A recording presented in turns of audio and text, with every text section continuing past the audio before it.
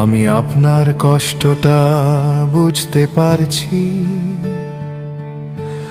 অনেক রোহিঙ্গা পরিবার বহু বছর ধরে বাংলাদেশে আশ্রয়ে আছে, বিশেষ করে কক্সবাজার জেলার ক্যাম্পগুলোতে। রোহিঙ্গারা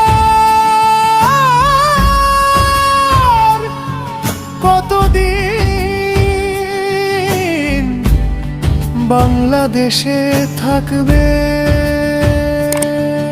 এটা পুরোপুরি রাজনৈতিক ও আন্তর্জাতিক সিদ্ধান্তের ওপর নির্ভর করে। বাংলাদেশ সরকার বারবার বলেছে রোহিঙ্গাদের নিরাপদ ও সম্মানজনকভাবে নিজ দেশ মায়ানমারে ফেরত পাঠানোই তাদের লক্ষ্য।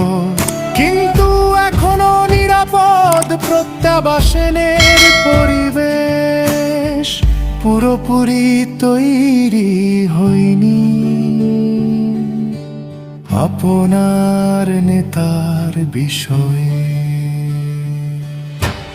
আপনি যে হাফেজ আতাউল্লাহর কথা বলছেন, তিনি আইন ও শৃঙ্খলা বাহিনীর মামলার কারণে আটক হয়েছেন বলে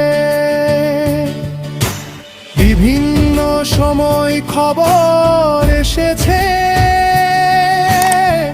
কেউ যদি বাংলাদেশে আইন ভঙ্গ করেন, তাহলে সরকারের আইন অনুযায়ী ব্যবস্থা নেওয়া হয়।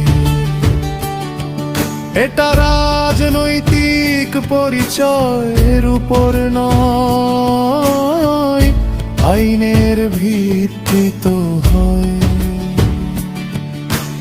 গুরুত্বপূর্ণ কথা, বাংলাদেশ অনেক বছর ধরে মানবিক কারণে রোহিঙ্গাদের আশ্রয় দিয়েছে। প্রত্যাবাসন হবে কিনা, কবে হবে তা বাংলাদেশ, মিয়ানমার ও আন্তর্জাতিক সংস্থাগুলোর আলোচনার মাধ্যমে নির্ধারিত হবে। শান্তিপূর্ণ সমাধানই সবার জন্য ভালো। আপনি চাইলে আমি সহজ ভাষায় বলতে পারি, বর্তমানে রোহিঙ্গাদের জন্য কি পরিকল্পনা চলছে।